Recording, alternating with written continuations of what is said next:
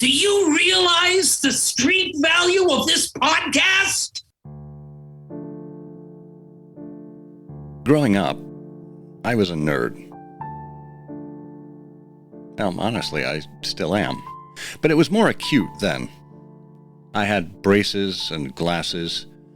I liked Sherlock Holmes. I played the accordion, for God's sake. I also played baseball, hockey, and golf, but there are some things that your reputation simply can't shake. I never ran from my nerdiness, and maybe that worked against me early on.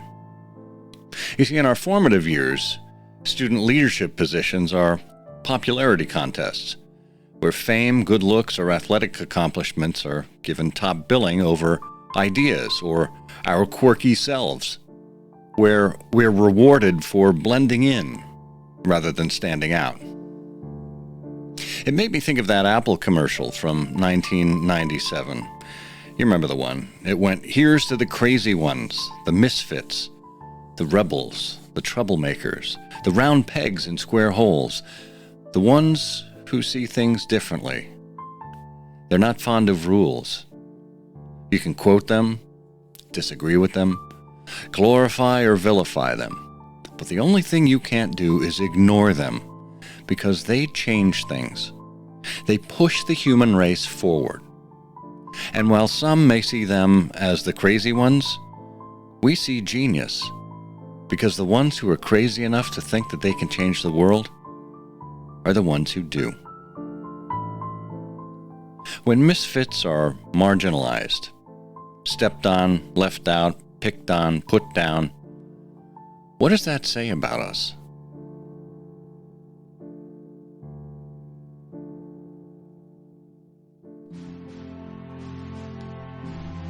Have you ever admired a leader and wondered just what it is that makes her who she is?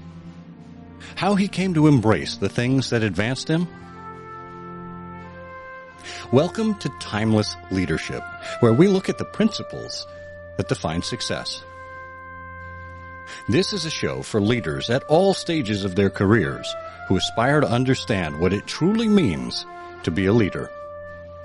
And who is a leader? Dolly Parton said, "If your actions inspire others to dream more, learn more, do more, and become more, you are a leader."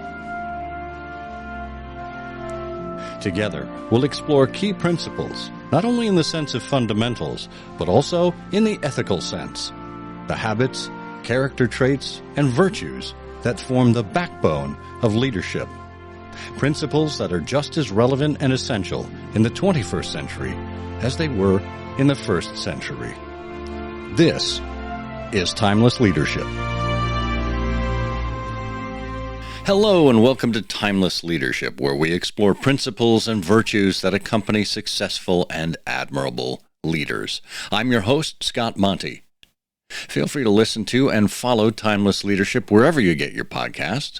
We release new episodes every other week.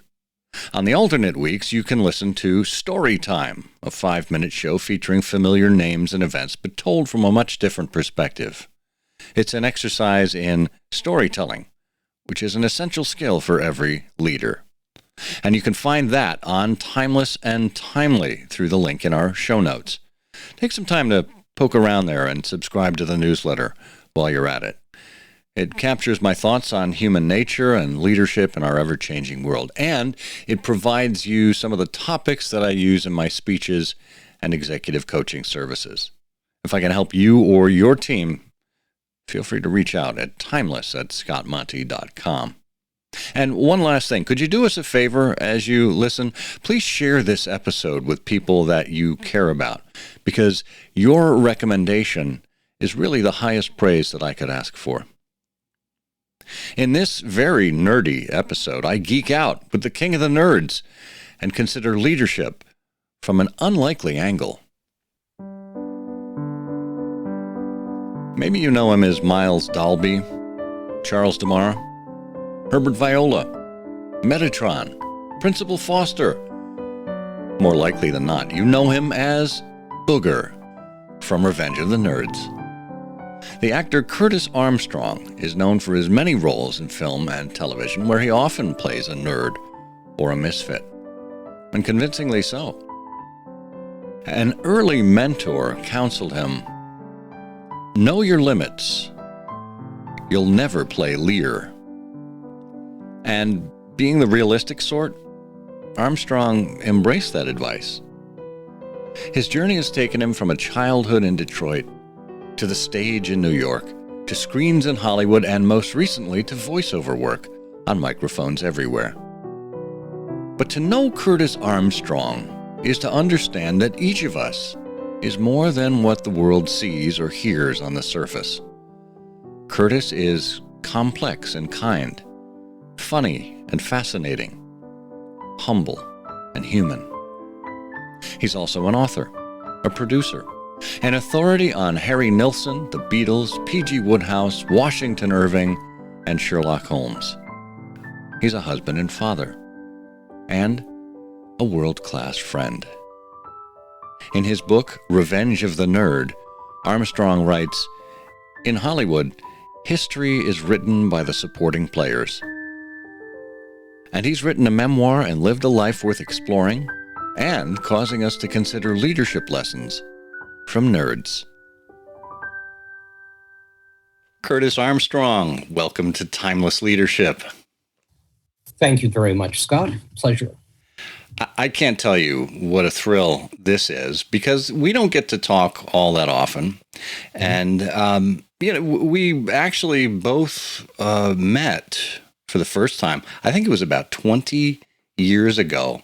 And I was like a giddy little fan, because I had grown up with you in some ways. My adolescence had been spent watching a lot of your films. And I approached you with kind of a fan mentality, but I think what's happened over the years is it's grown into a true friendship, and it's one that I appreciate.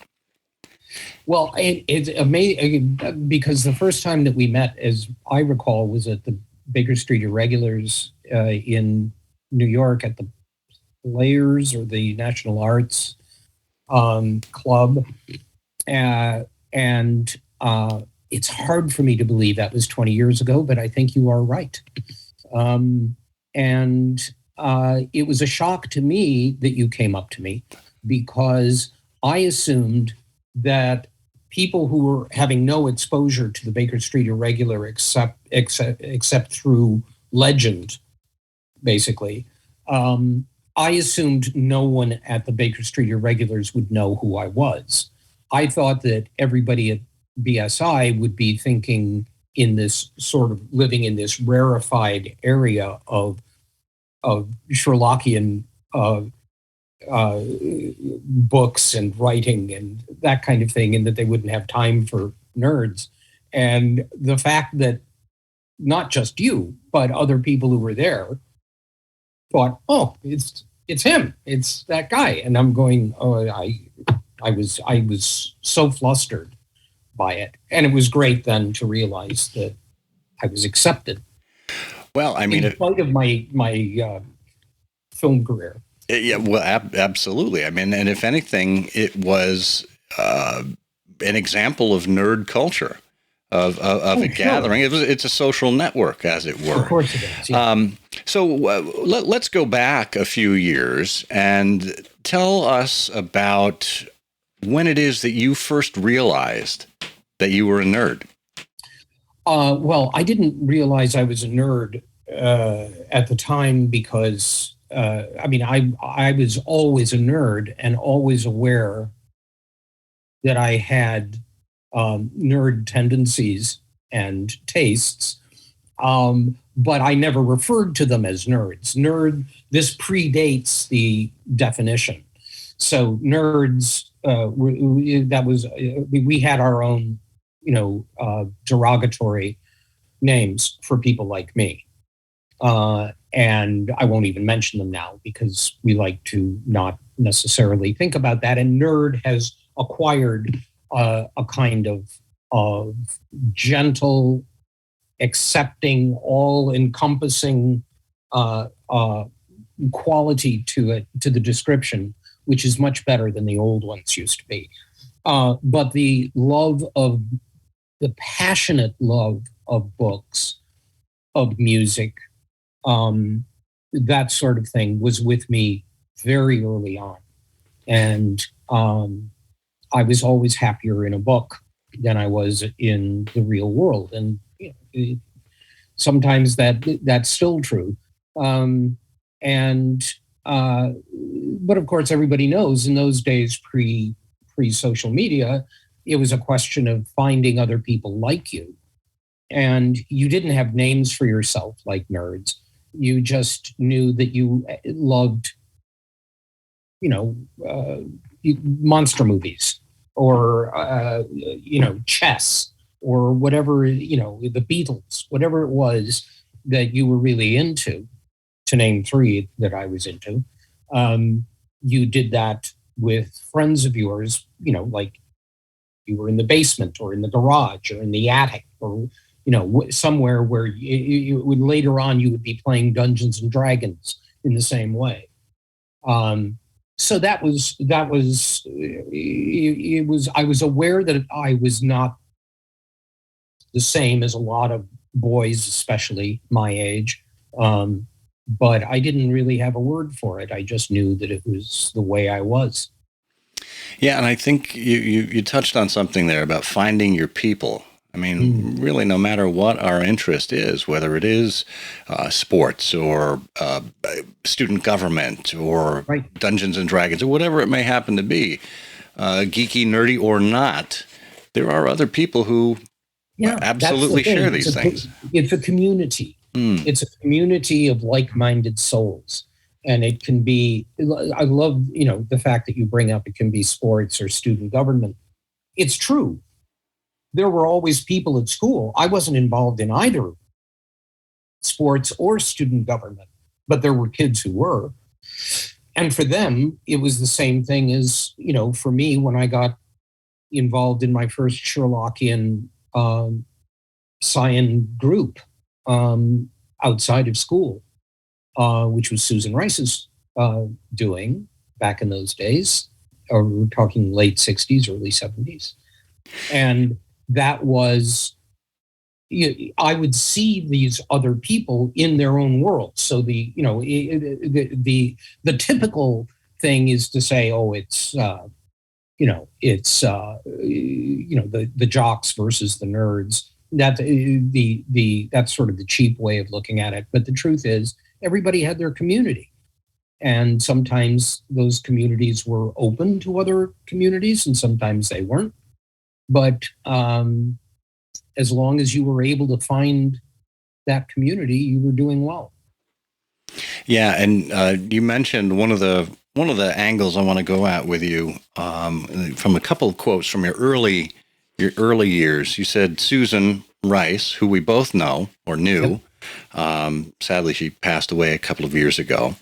Yeah. You said Susan was my first and in many ways most important nerd mentor. What did you mean by that? I found out about Susan I started subscribing to the Baker Street Journal. And in the back of the Baker Street Journal was the section about the Scion societies, what was going on with the Scion societies.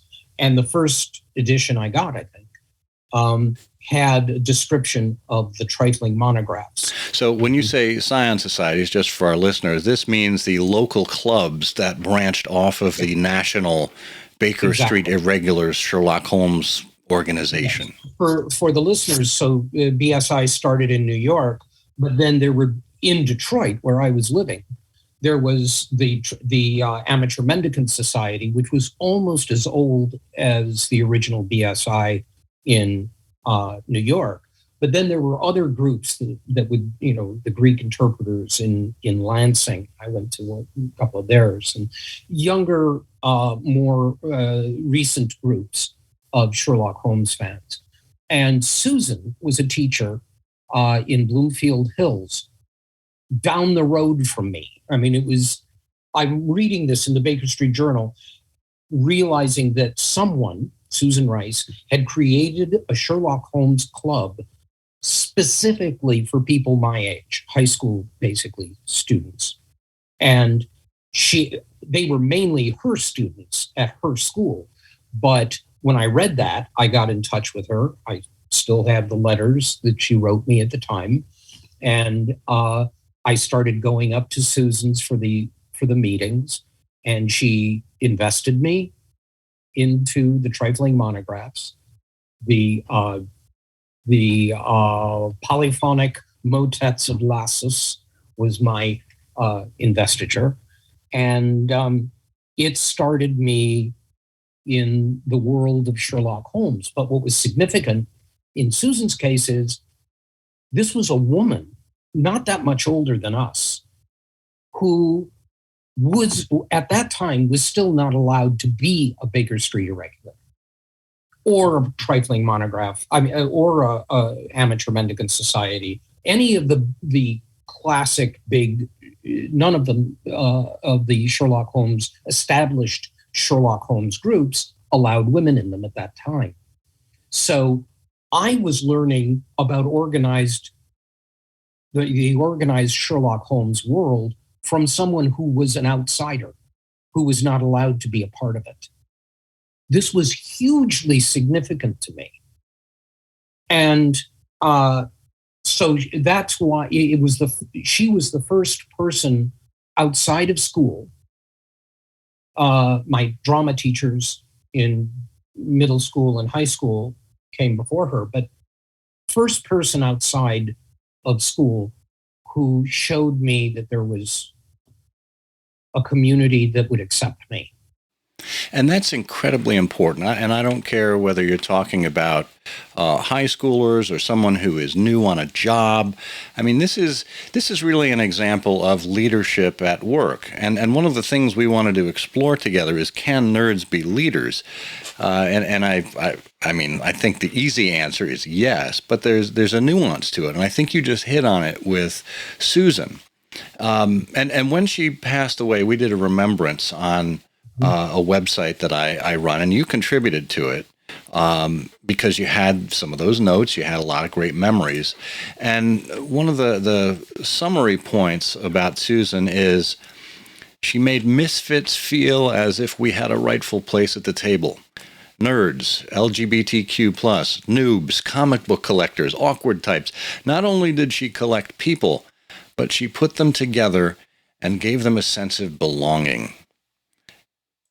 That's exactly right. And I mean, I don't know that you can come up with a much better description of what a leader is. And Susan, of all people, would have described herself, had the word been in currency at the time, would have described herself as a nerd. I don't know about a lot of the people who were in the trifling monographs where their lives took them. We're not, we didn't stay friends.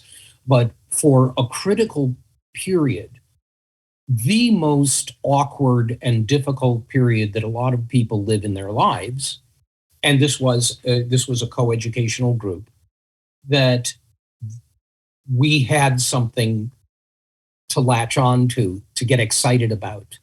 We would go see plays. We would do skits. We would, share books. This kind of thing. It was, and it sort of led from there. There was sort of a subgroup of the trifling monographs who were into Star Trek original series. I was part of that too. So, we had all of that, but none of that would have been possible without Susan recognizing the importance of introducing people, riding herd on us, and guiding us in different ways. Critically important. Yeah, and I mean that sounds like it's something that's stuck with you for the rest of your life, really. I mean, we were just talking before the recording about your collection and how you're starting to sell it or to market it with booksellers and giving it another life for another generation. And I think what I've seen of you and your interactions where we intersect is how great of an interest you take in the next generation coming up. Well, it's an interesting thing. I haven't really put it together until you started to bring this up. The idea of nerd leadership. Because a few years ago, as you know, Robert Carradine and I were doing a TV series which we executive produced called King of the Nerds. And the idea for King of the Nerds was obviously playing on the roles that we played in Revenge of the Nerds back in '84. But the idea of it was a competition reality show, which was a comedy competition reality show, which was, coming into real vogue at the time. And to do it with young people who were part of that community, that larger community. But what was so interesting for me about it was how much it taught me about how the nerd community had expanded. Bobby and I were looked upon as being these leaders, as being these, sort of a couple of the patriarchs. Nerd founding fathers, I think. Nerd founding fathers, exactly. And that was how these people were sort of looking at us, because as long as they'd been alive, they'd been aware of nerds and connecting us to it, in some ways. But once we started going around and, interviewing people for the show, and I started realizing the different areas in which they were nerds. Some of them, were into Dungeons and Dragons. Some of them were into Star Trek or Star Wars, or, they had different passions and different, interests that I didn't even have. I didn't even, in some cases, cosplay. I had never heard of I had never heard the word, because I'm of an age where all of that came after me. When I would have been at a point where it would have been intriguing and I would have gotten involved with it. It was just a freak of birth that, allowed me to do a movie in 1984, which a lot of people look upon as sort of the beginning of nerd culture, when in fact, I was already at that point 31 years old. So a lot of the stuff that came after, I missed until we did King of the Nerds. So those, as leader, one of the leaders of nerd culture, once that show started, I was being taught by them as much as they were being taught, or more than they were being taught by me. I think that is such an important element of leadership. Yes. And I just wrote about this in the latest newsletter, where we talked about underdogs. And in many ways, nerds are the underdogs. I mean, it was written, poetically in Revenge of the Nerds, the comeback kids, as it were, coming from being downtrodden, picked on, put down, left out. Right. And one of the things, particularly in this particular underdog story, we highlighted the Kentucky Derby, and that the trainer listened to the rider, and the rider needed to not only listen to the trainer, but listen to the horse as well. And it was kind of this triangle of listening and learning from each other that is, I think, an understated part of leadership. And you just highlighted it right there. Well, I mean, I read that, and you're right. I think in general, from your reading, your writings, I have gotten the impression that your idea of leadership is extremely progressive in the sense that you have people. The idea of a leader is someone who, I think, we tend to think, well, the boss, and the boss knows, and the boss tells you, and you do what the boss says, and you learn from the boss. There is that sort of old-fashioned traditional idea of what a leader is. When you hit on the idea of a leader listening, learning from, being open to learn, just being open to, I mean, listening is one thing, but being open to change, being open to someone else's ideas who don't have your experience. It's change, and it's positive change in the concept of what a leader is. And I think nerds are great examples of that. That doesn't mean that if you're a nerd, that automatically makes you a great leader, because as I think everyone knows, there are people who get to very high positions who are nerds, who are not necessarily such positive influences. That's always been true. But if you shoot for that, if you shoot for the positive leadership role that involves engaging with people who work for you instead of just telling them what to do, that's fabulous. Yeah, and I mean, in some ways, I hate to do this, but let's focus on it, because I mean that's the main thrust of your book, Revenge of the Nerd, in the movie.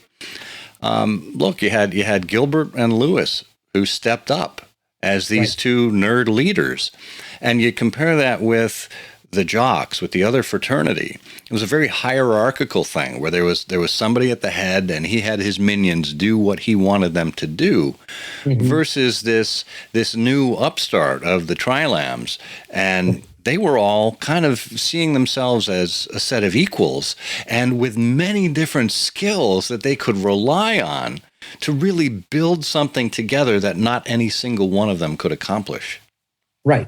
That's exactly right. And I think the idea of the movie, and I've got my issues with the movie, but the idea of the movie was that the idea, it was a very maybe too simple idea of how you show the difference, but it came from the right place at the time. They were trying to show, hence the adoption of the Trilams by a black fraternity as opposed to all of the white fraternities that they've been applying to, where the jock fraternity was. The idea of working with the sorority sisters from a sorority as opposed to just using them. That kind of thing was very deliberate on the part of the writers and the director of Revenge of the Nerds, done in the language of the time, with some of the cringy stuff at the time. But the idea being, this is how we accomplish real change, is by working together and trying to accomplish things that way. Yeah. And it's amazing to think we are almost 40 years on from that project now. It's terrifying. Talk a little bit about what the environment was like, and maybe the mixing and mingling of the cast and crew behind the scenes of that film. I don't know. This is all changing for me over the years, because Ted McGinley, who played the evil, big jock, Stan, right? Wonderful guy and a very good actor, but we don't see him that much. The nerds, the Trilams, those of us who are around are, we still see each other socially. We don't see Ted that much. And we were all at a convention once, a whole bunch of us with Ted. It was the only time that we've been at the same convention with Ted. And Ted, we were talking, and he said, "You guys were so mean to me." And I went, "What?" His recollection was the nerds, the actors who were playing the nerds, we all partied as a group, and the alpha betas all partied as a group, but we would have nothing to do with them. It was like Ted and Don Gibb and the rest of them were all sort of, you know, they were partying themselves because they couldn't be with our party, and we were having all the good times. Yeah. Well, you guys got John Goodman on your side. Yeah. Wow. Yeah, that's true. I'm not sure John's that happy with that, but yeah, he was definitely partying with the nerds on that. But it was so funny for Ted to say that, because that was his perception at the time, that we were, you know, exclusive. It's like going against everything about that movie. It's the alpha betas are the ones who are supposed to be exclusive, and the trilambs are the ones who are on the outside looking in. From the actor's standpoint, it was the other way around. And I apologized profusely. I said, I didn't realize we were being mean to you. I'm sorry. Then I feel guilty for years that we were bad to the alpha betas. Oh, gosh. I hope you weren't carrying that around for too long. No, I got over it. I got over it. That's fascinating. And look, for anybody who wants the full scoop on that, the behind the scenes look in those parties, and how Ted McGinley actually made himself at home as one of the crew, or one of the nerd crowd, pick up the book. It's certainly worth it. One of the other things that you mentioned in the early parts of the book, the early chapters, when you were a kid growing up in Detroit, is you said, more than any single thing, they made me who I am today. Do you remember who they is in that phrase? Let me help you out. Ladies and gentlemen, the Beatles. Oh, yeah. Yeah. Oh, absolutely. Yeah. The Beatles, good Ed Sullivan, by the way. The Beatles were my introduction to the outside world in 1964, I guess. I would have been seeing them on Ed Sullivan. And I wasn't that different than most people who were, you know, around, 10, 11 at the time. I remember the moment of watching them start singing on the first Ed Sullivan show, which I was seeing under duress. I did not want to watch the Beatles. I did not care about the Beatles. My sister, Kristen, who was 2 years younger, she wanted to see the Beatles. I wanted to see Bonanza or whatever the hell was on it. What a nerd. I don't know. That was what I wanted to watch. And my parents took the side of my sister, and I had to sit there and watch the Beatles. And All My Loving starts, which is, I think, the first song they play. And everything changed. And I was looking at all these, the camera would cut away to all of these girls who looked at that age strangely mature, because I guess they were there without their parents and they were screaming, which showed a degree of communal expression. I wouldn't have put it that way, but now that I look back on it, I can see what that was, what that did for them. And it was doing it for me too. I was sitting there feeling physically my life change by watching the four of them, another community.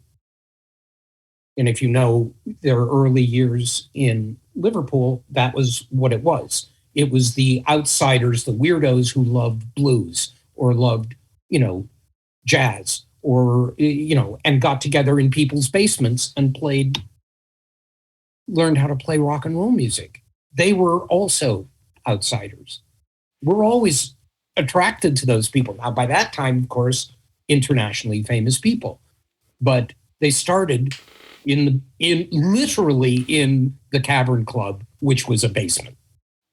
That's astounding. When you put it that way, Suddenly it all makes sense. Yeah, it really does. And it really does. You mentioned this is, and I want to continue talking about the Beatles in a moment, but when you had gone overseas to Geneva, your dad was in the auto industry. He was transferred over to Switzerland for 3 years. You came back to Detroit. Right. And you were at, I think it was Anderson Junior High School. That's right. And there was a table of misfits, shall we say.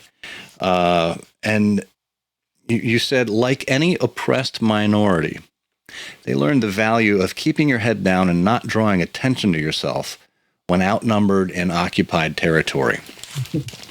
And which that's a beautifully constructed sentence, but just the concept there of nerds being an outnumbered minority, it really got me thinking that a couple things. One, I think when we are more vulnerable and admit, our desires, our hobbies, the things that move us, we find that there are probably more people out there than we realize who share in some of these interests. And number two, while it's comfortable to keep your head down, to say nothing, there are moments when it behooves us to speak up, to fight the power, to offer resistance, to perhaps defend another member of the oppressed minority whom you think is being mistreated. Mm-hmm. I think there's some leadership power in nerddom on that side too. Yes, I think there is, and there were certainly cases. To refer to us as being in that case in Anderson Junior High School as an oppressed minority isn't exactly the case. Certainly, I wouldn't compare us to actual. I mean, we were still middle class, upper middle class white people in a good public school, getting an education, and in my case, having a leader, one of the teachers at that school, show me where my future was. That's, a pretty great advantage to have going into it. But when I talk about us keeping our heads down and not saying anything, that didn't mean that we didn't occasionally reach the point where we had to stand up and we had to defend ourselves or express ourselves. And we did, when we needed to. I mean, when we reached that point. And we were sort of looking out for each other as well. And so, yeah, I think that is a quality of leadership. We would not have thought of it that way. It's easier to think of it that way in retrospect. Did you ever, in a moment like that, when somebody does speak up, when it's a vulnerable moment, did you ever see, it would probably almost be like that final monologue in Revenge of the Nerds where everybody comes out of the stands and joins Gilbert in the center. Did you, and I'm not suggesting anything that dramatic, but did you see an instance like that where suddenly people were more willing to stand up for themselves or, take a certain position? Yeah, I don't think, this is in 1967, right? Say 67, 68, around there. And, to a great extent, what was going on in the outside world, I was aware of. We came back, my sister and I came back. My parents were still overseas. My sister and I came back in the summer of 1967 in Detroit. You got an indication of what was going on, a shock with the uprising in Detroit that summer, and realizing that this was, we were staying in West Detroit at the time, and we had gone from Geneva, Switzerland, to seeing a city that we sort of knew in utter transition, and as children didn't know even how to grasp the extent of the damage that had been done to lead to this point. And it was a great moment of education for us, again, as outsiders. In my school, I was a white boy who had been born in Detroit, but I was also somebody who had been living in Switzerland, which people couldn't even come close to grasping why anyone would live in Switzerland. It was just, it's too weird for the northern suburbs of Detroit at the time to comprehend. If I'd said France or England, they would have understood maybe. But so I think that we didn't do a lot of standing up for political beliefs, because I'm not sure we had any political beliefs, not at that point. But we stood up for each other by being there for each other. And we did have teachers at that school who were important in sort of giving us a better perspective on possibilities and in the outside world. So that was important. Yeah. That notion of solidarity, of people working together for a common goal. In your career, I mean, you've worked with directors and producers and agents and executives and all kinds of actors. Is there a leadership style that has stood out to you, good or bad, things that you've observed in other leaders in your industry that are worth noting? Absolutely. I'll give you a great example of this, just that people might be able to relate to. Savage Steve Holland, who I first encountered in 1984, right after, same year as Revenge of the Nerds. And totally different movie, Better Off Dead. He wrote and directed it. He was 24. I had never heard of Savage Steve Holland. I was on my third movie when I got the offer, the movie right after Revenge of the Nerds. I got the offer to do this part with John Cusack in Better Off Dead, written and directed by this guy who was actually named Savage Steve Holland, which I couldn't grasp. And so we started working on that film. And this is the guy who, I mean, he's got a big deal now, and with the studio, and he's got another film in the pipeline that's going to be coming up. He's young, but he knows what he wants. Well, what it turns out, what he wants is what we have to offer. He was not protective of every word, that he wrote in the script. As far as he was concerned, he hired people that he thought were funny, accomplished people whose work he knew from various different things. Amanda Wyss, Diane Franklin, all of these people, John Cusack, me, people that, he knew me from Risky Business and Revenge of the Nerds. And the character that he wrote was sort of an amalgam of the characters I'd played in those two movies. Because that was why he wanted me in the movie. I had been the second banana in two movies that he really liked. Not, he could have gotten anybody, but he got me because he wanted me for that reason. But once we got onto the set, it was so relaxed and so much fun. And he was so engaging in how he talked to people. He didn't come off as the big director. He came off as somebody who was looking for ideas. And we would do it, and he'd go, "What do you think about that? Does that work for you?"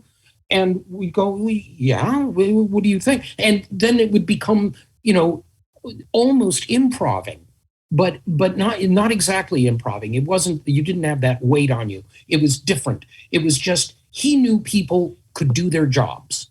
That's why they were there. And he was willing to give up everything that he had done to write this script and get this directing job if it meant that we could give him something that he thought was funnier. And if you listen to Savage today, he will tell you that the actors in that movie were all the ones who were responsible for its success, not him. The script was not good, and he was an inept first-time director. He has done himself a world of damage, giving us the credit for making something work. And we certainly contributed, but we couldn't have done that without that kind of leadership. That's the kind of where you make an environment that is friendly to collaboration, to contributing to the bigger picture. When you make that possible, when you make that kind of a friendly, open, welcoming environment where people don't have to be worried about making suggestions, and being able to know when not to do things if it goes too far, that's real leadership in a movie situation. And I'm telling you, Scott, I've worked with a lot of directors, and there aren't many of them who there are a lot of them who had been in the business a lot longer than Savage. Didn't have it. Wow. That's amazing. I mean, you're talking about, the ultimate levels of trust, of leadership, humility, as you say, collaboration. I mean, all of this stuff works together. Well, it was like he was saying, from his perspective, and I interviewed Savage for the book. I interviewed a lot of people that I worked with, especially from those days, for the book, because I wanted to get his perspective.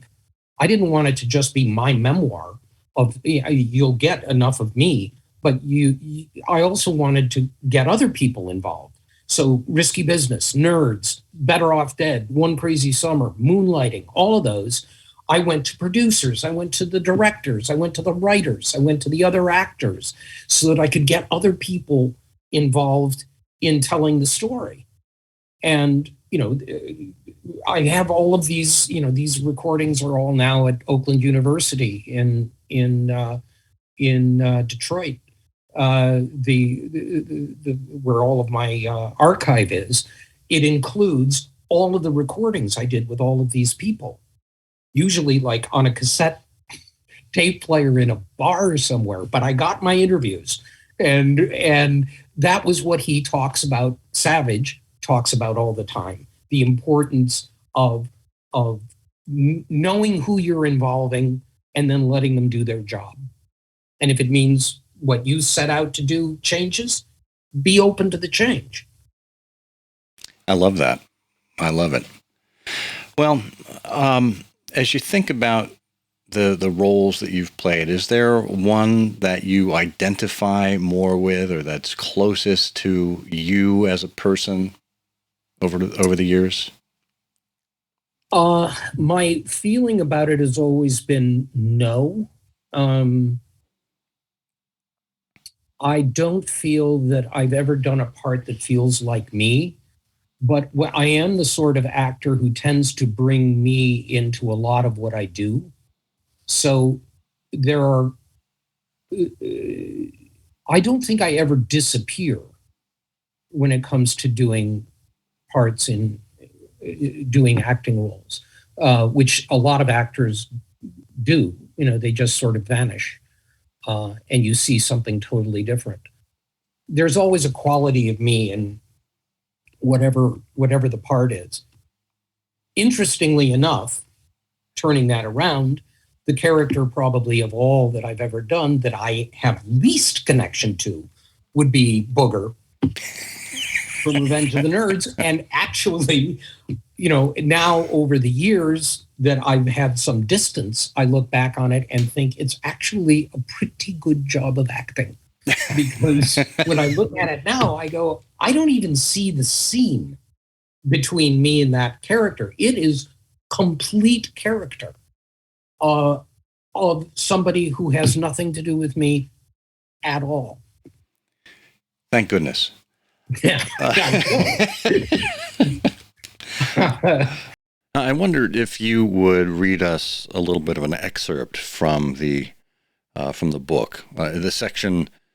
I think it's the last chapter, called After Nerd. All of these hobbies, pastimes, or avocations, we call them passions or obsessions now, were tolerated by others as long as they remained the province of childhood, as long as they were things we grew out of.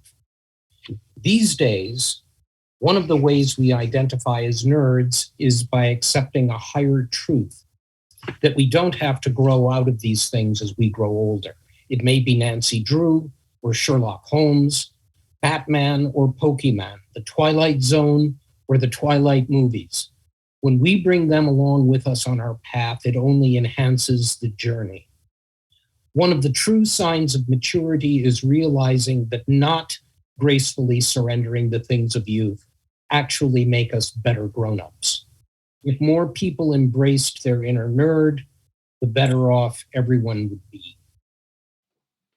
Well, and we are the better off for embracing you being with us for these past moments. Curtis Armstrong, author of Revenge of the Nerd, or The Singular Adventures of the Man Who Would Be Booger, actor, Sherlockian, Woodhouseian, and my friend. Thank you for being with us. Thank you so much, Scott. It was really fun. There's a little nerd in each of us. When we embrace that and find others that share our nerdiness, we become part of a community. And every community needs leaders. Thank you for joining us and for being an advocate for timeless and principled leadership, whenever and wherever you find it. I'm Scott Monty. Until next time, may you dream more, learn more, do more, and become more. For you are a leader.